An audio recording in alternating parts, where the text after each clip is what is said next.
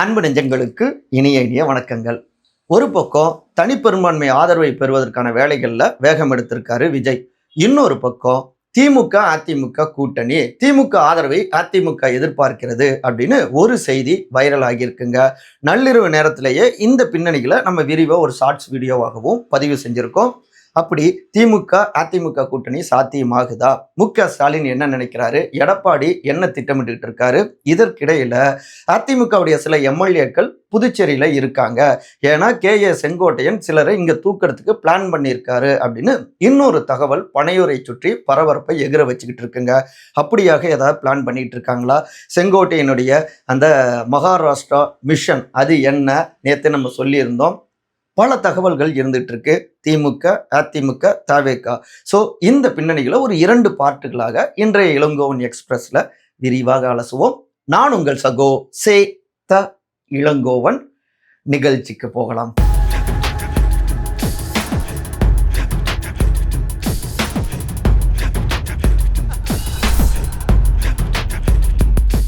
தாவேக்கா ஆதரவு, எடப்பாடியை நெருக்கிய எம்எல்ஏக்கள். First green next red. நடந்தது என்ன? அதிக எம்எல்ஏக்களை வெற்றி அடைஞ்சிருந்தாலும் கூட தாவேக்காவுக்கு தனிப்பெரும்பான்மைக்கான 118 இன்னும் கிடைக்கல. ஸோ அதற்கான ஆதரவு திரட்டக்கூடிய வேலைகளில் அதனுடைய தலைவர் திரு விஜய் அவங்களுடைய டீம் ஈடுபட்டுக்கிட்டு இருக்காங்க. இன்னமும் தமிழ்நாடு ஆளுநர் பொறுப்பு அவரு இன்னும் அந்த ஆட்சி அமைப்பதற்கான அந்த வாய்ப்பு அவர் கொடுக்காம இருந்துட்டு இருக்காரு. இது ஒரு வகையில தவறு. அதிக எம்எல்ஏக்கள் ஒருத்தர் வெற்றி அடைஞ்சிருந்தாருன்னா அவரை உடனடியாக அழைச்சி ஆட்சி அமைக்க அவருக்கு வாய்ப்பு தரணும். அதுக்கப்புறம் அவர் சட்டமன்றத்தில் பெரும்பான்மையை நிரூபிக்கணும். இதுதான மரபு. இப்படி தடுக்கிறது தவறு அப்படின்னு சொல்லி இதுக்கு பின்னாடி பாஜக டெல்லி தான் இருக்காங்க அப்படின்னு கடுமையான விமர்சனங்களை திமுகவில் இருக்கிற கூட்டணி கட்சிகளே முன் வச்சுக்கிட்டு இருக்காங்க.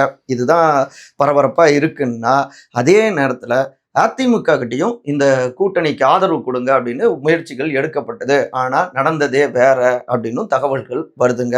சரி, நம்ம இங்க இருந்து இந்த எம்ஜிஆர் மாளிகை இந்த சுத்து வட்டார சமாச்சாரங்களுக்கு போவோம். முதல்ல எம்எல்ஏக்கள் கூட்டத்தை அறிவிச்சிருந்து அது ரத்தானது. அதுக்கப்புறம் எம்எல்ஏக்களையும் சந்திச்சிருந்தாங்க அதனுடைய பொதுச் செயலாளர் திரு எடப்பாடி கே. பழனிசாமி. ஃபர்ஸ்ட் தாவேக்கா வெற்றி அடைஞ்ச உடனே, அதிக எம்எல்ஏக்கள் வெற்றி அடைஞ்ச உடனே இங்க பெரும் தாக்கம். 3வது இடத்துக்கு நம்ம தள்ளப்பட்டுட்டோம் அப்படின்னு அதிமுக எம்எல்ஏக்கள் பெரும்பாலானவர்களுக்கு ரொம்பவே வெசனம். அதை எடப்பாடி அவர்கிட்ட வெளிப்படுத்தியிருக்காங்க. என்ன பண்ணலாம் அப்படிங்கிறப்ப ஒரு சரி பாதிக்கும் மேற்பட்ட எம்எல்ஏக்கள் தாவேக்காவுக்கு நம்ம ஆதரவு கொடுப்போம். ஆதரவு கொடுக்குறப்ப நம்ம அதிகாரத்திலையும் பங்கு கேட்கலாம் அப்படின்னு வெளிப்படுத்தியிருந்தாங்க.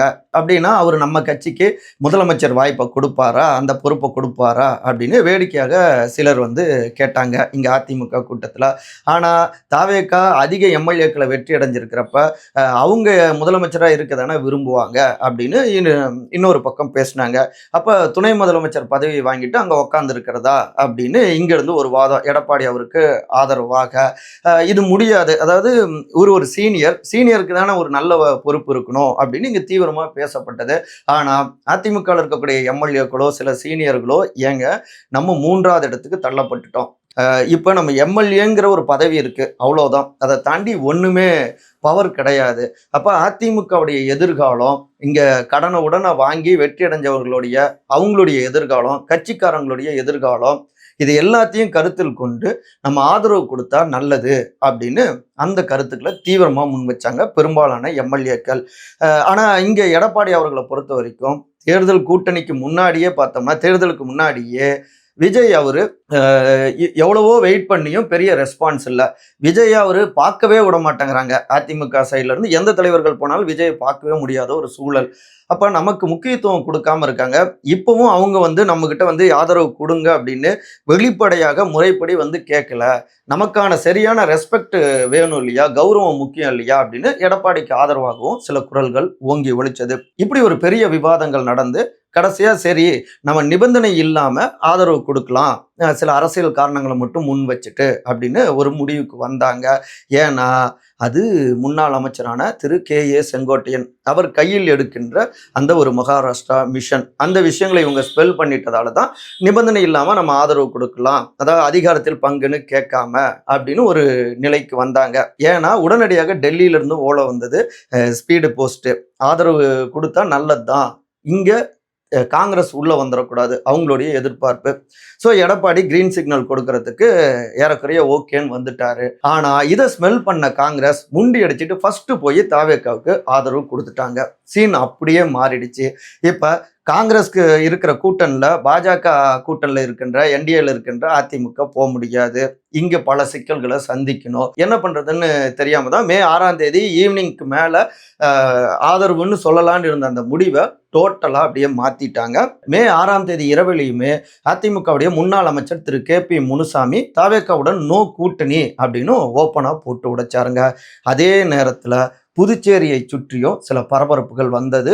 இங்கேயும் திமுக அதிமுக கூட்டணினும் செய்திகள் பரபரப்பை கூட்டினது.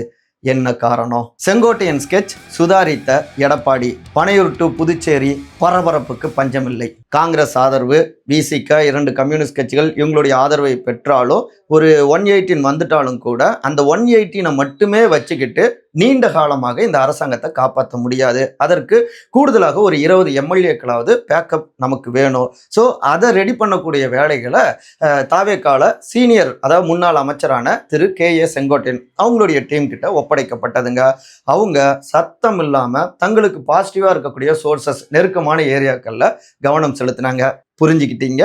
தங்களுடைய நெட்வொர்க் எங்க இருக்கு, நெருக்கமானவங்க அதிமுக சைடில். ஸோ அங்கே க்ளோஸாக இருக்கிறவங்க கிட்ட பேச்சு கொடுக்க தொடங்கினாங்க. இந்த பக்கம் வந்துட்டா நல்லது தானே, அதாவது ஆதரவு கொடுத்தா நல்லது தானே, ஆதரவு கொடுங்களேங்கிற ரேஞ்சிலேயே பேச்சுக்களை முன் வச்சாங்க. இப்போ இங்கே கட் பண்ணிட்டு அப்படியே இங்கே எம்ஜிஆர் மாளிகை இந்த வட்டாரத்துக்கு வருவோம். இங்கே தாவேக்கா கூட்டணிக்கு போனாதான் நல்லதுன்ட்டு போர்க்குரல்களை எழுப்பவே தொடங்கிட்டாங்க பெரும்பாலான எம்எல்ஏக்கள். அதில் முக்கியமாக பார்த்தோம்னா இங்கே உடனடியாக அதிமுகவுடைய பொதுச் செயலாளர் திரு எடப்பாடி அவருக்கு வந்த தகவல்கள், ஒரு பக்கம் முன்னாள் அமைச்சர் திரு SP வேலுமணி அவருடைய ரூட்ல அவர் மூலமாக இங்கே முன்னாள் அமைச்சர் மற்றொருவர் திரு CV சண்முகம் அவருடைய ரூட்டை பிடிச்சி எம்எல்ஏக்களை பேசிட்டு இருக்காங்க தாவேக்கா கூட்டணிக்காக அப்படின்னு ஒரு டவுட் வரவும், அதாவது தாவேக்காவோடு அப்படியே இவங்க போய் தூக்கிடுவாங்க அப்படின்னு அர்த்தம் இல்லை, அங்கே போய் கரைஞ்சிடுறாங்கன்னு அர்த்தம் இல்லை. ஆனால் இவங்க இந்த மாதிரி குரல்கள் கொடுக்கறது சரியா படலை அப்படின்ன உடனடியாக இங்கே பெரும்பாலான எம்எல்ஏக்கள் புதுச்சேரியிலையும் தங்க வைக்கப்படுறாங்க. அதிமுகவுடைய எம்எல்ஏக்கள் அதிகாரப்பூர்வமாக சொல்கிறப்ப ஒவ்வொரு எம்எல்ஏவும் ஒவ்வொரு கட்சிக்கிட்ட பேசிகிட்டு இருந்தால் அது நல்லா இருக்காது. டோட்டலாக யாருக்கு நாம் ஆதரவு கொடுக்கறது அப்படின்னு பேசுவதற்காக CVS தலைமை தான் நீங்கள் பேசுங்கன்னு சொன்னாங்க. ஸோ அதனால தான் அவருடைய பெயர் அடிபட்டது அப்படின்னு இன்னொரு பக்கம் அப்படி ஒரு கருத்து அதிமுக சைட்லேருந்து முன் வைக்கப்பட்டது. அதாவது ஸ்பிளிட்டெல்லாம் கிடையவே கிடையாதுங்க அப்படின்னு முன் வச்சாங்க. அப்போ எடப்பாடி என்ன நினைச்சாருன்னா, அதிமுகவில் பெரும்பாலானவங்களை தூக்கிறதுக்கு பிளான் பண்றாங்க, இந்த தகவலை எல்லா பக்கமும் செட் பண்றாங்க, இப்படியான ஒரு நரேட்டிவை செட் பண்றாங்க. முக்கியமா பார்த்தோம்னா அந்த மகாராஷ்டிரா மிஷன், அங்க எப்படி திரு ஏக்நாத் ஷிண்டே அவர்கள் அங்க சிவசேனா அந்த பார்ட்டியே 2ஆக மாறினது அட்லாஸ்ட் இன்னைக்கு என்ன ஆச்சுன்னு தெரியும். அது மாதிரி சில பிளான்களை பண்றாங்களோ அப்படின்னு டவுட் வரவும் தான் இங்க தங்களுடைய எம்எல்ஏக்களை சேவ் பண்ணாங்க. இதுக்கு பதிலடி கொடுக்கணும்னு நினைச்சிட்டு இருந்த நேரத்துல தான் திமுக அதிமுக கூட்டணி அப்படிங்கிற மாதிரியான செய்தி வர அதை தங்களுக்கு சாதகமாகவும் பயன்படுத்திக்கிட்டாங்க. இப்போ புதுவையில் அதனுடைய பொறுப்பாளர் எம்எல்ஏ திரு அன்பழகன் அதிமுக அவர் பேசுகிறப்ப கூட எங்களுடைய எடப்பாடி ஐயா இவர் திரு மு.க. ஸ்டாலின் அவர்கள் தோல்வி அடைஞ்சதை ரொம்பவே வருத்தப்பட்டார். அவரெல்லாம் வெற்றி அடைஞ்சிருக்கணும், அவரையே தோக்கடிச்சிட்டாங்களேன்னு ரொம்ப ஃபீல் பண்ணார். நாங்கள் 75 ஆண்டு காலமாக இருக்கக்கூடிய ஒரு திராவிட இயக்கங்கள் கட்சிகள் புதுசாக ஒருத்தர் அவர் ஆதரவு கேட்கறதா அப்படிங்கிற மாதிரி தாவேக்காவையும் அவர் அட்டாக் பண்ணி பேசியிருந்தாரு. வெயில் காரணமாக இங்கே நாங்கள் வந்திருக்கிறோம் அப்படின்லாம் புதுசாக சில விளக்கங்கள்லாம் கொடுத்துருந்தாங்க. இதுல இருந்து ஒன்று புரிஞ்சுக்கலாம், அந்த திமுக ஏன்னா ஏற்கனவே 1977லேயே மறைந்த முன்னாள் முதலமைச்சர்கள் திரு கலைஞர், இன்னொரு பக்கம் திரு எம்ஜிஆர் 2 பேரும் சேரணும் அப்படின்னு முயற்சிலாம் நடந்தது. லாஸ்ட் மினிட்ல தான் அது சக்சஸ் ஆகலை. ஸோ அதை காரணமாக வச்சு ஏன் திமுக அதிமுக கூட்டணி சேரக்கூடாது, திராவிட இயக்கங்கள் தானே அப்படிலாம் ஒரு லோகோலாம் செட் பண்ணி திராவிடியன் பார்ட்டிஸ் ஒருங்கிணைஞ்சிருக்குங்கிற மாதிரிலாம் எல்லாமே வைரல் ஆகிட்டு இருந்துச்சு நள்ளிரவு நேரத்தில். அப்போ டிஎம்கே ஏடிஎம்கே ஆதரவு அவங்க ஆட்சி அமைக்கிறாங்க அப்படின்னா விஜயோடைய ஆட்சி கனவு அவ்வளோதான், வாய்ப்பே இல்லை. இந்த ஒரு செக்கை அதிமுக சைட்ல இருந்தும் வைக்க தொடங்கினாங்க. அதுக்கேற்ற மாதிரியே தான் மே 7ஆம் தேதி காலையில் நடக்கிற இந்த தாவேக்கா பதவியேற்பு விழாவும் நடக்கலைங்க. ஆளுநர் ஒப்புதல் கொடுக்காம இருந்தாரு. இதுல இன்னொரு பக்கம் பார்த்தோம்னா டெல்லியுடைய சில வேலைகளும் இருக்கு. காங்கிரஸ் வராம இருந்தா பிரச்சனை இல்லை, காங்கிரஸ் வந்துட்டா திரு விஜயை வச்சு அகில இந்திய அளவில் பரப்புரை செய்வாங்க, அதன் பிஜேபிக்கு நெகட்டிவா மாறும். ஸோ காங்கிரஸ் அங்க இருக்கிற வர குடைச்சல்கள் தொடரணும் அப்படின்னு அவங்களும் ஸ்கெட்சப் போடுறாங்க. இப்ப எடப்பாடி அவரை பொறுத்த வரைக்கும் என்னன்னா, காங்கிரஸை விட்டுட்டு அவங்க வரட்டும், அதுக்கப்புறம் நம்ம ஆதரவு கொடுக்கறதா வேணாமா நீண்ட காலத்துல அப்படின்னு அவங்க முடிவெடுத்திருக்காங்க. தங்களுடைய எம்எல்ஏக்களை பாதுகாக்கணும், அதன் மூலமா அதிமுகவுடைய எதிர்காலத்தையும் உறுதிப்படுத்தணும். அப்ப பவர்ல இருந்தா அதெல்லாம் சாத்தியம், அப்படி இல்லைனாலும் ஒரு பயம் காட்டினதா இருக்கும். காங்கிரஸை விட்டுட்டு அவர் நேரடியா பேசட்டும், அதுக்கப்புறம் நம்ம கொடுக்கலாம் அப்படின்னு அந்த முடிவுக்கு வராங்க. அதை ஒட்டி தான் மே 7ஆம் தேதி காலையில கூட முன்னாள் அமைச்சர் திரு செம்மலை எடப்பாடி அவரை பார்த்துட்டு வெளியில பிரஸ் கிட்ட பேசுறப்ப கூட திமுக அதிமுக கூட்டணி இது சம்மந்தமாலாம் நான் எதுவும் சொல்ல முடியாது, எங்களுடைய தலைவர் பொதுச் செயலாளர் அவருக்கே எல்லாமே தெரியும், அவர் கிங் மேக்கர் எல்லாம், அவரே கிங்கு தாங்க அப்படின்னு போட்டு உடைச்சு பேசியிருக்காரு. ஸோ செங்கோட்டையனை வச்சு அதிமுக எம்எல்ஏக்களை தூக்கலான்னு ஒரு நரேட்டிவ் செட் செய்யப்படுது அப்படின்னா, திமுக அதிமுக கூட்டணி அப்படின்னு அவங்கள உடைக்கிற மாதிரி அட்டாக் பண்ணி இவங்க ஒரு நரேட்டிவை தீவிரப்படுத்துறாங்க. அதை ஒட்டி தான் ஏன் நாங்கள் தாவேக எம்எல்ஏக்களை தூக்க மாட்டோமா அப்படின்னு புதுச்சேரியில் அதிமுக அன்பழகன் அவர் பேசினதாகட்டும் எல்லாம் பார்க்குறப்ப பரபரன்னு காட்சிகள் சுத்திட்டு இருக்கு. பனையூர், புதுச்சேரி, சென்னை அப்படின்னு. சரி, இதுல திமுகவுடைய ரோல் என்ன? திரு மு.க. ஸ்டாலின் நிறைய பகிர்ந்திருக்காரு. பார்ட் 2ல விரிவா பார்க்கலாங்க. உங்கள் சகோ சேத்தா இளங்கோவன். அன்பால் ஒருங்கிணைந்திருப்போம். நன்றி, வணக்கம்.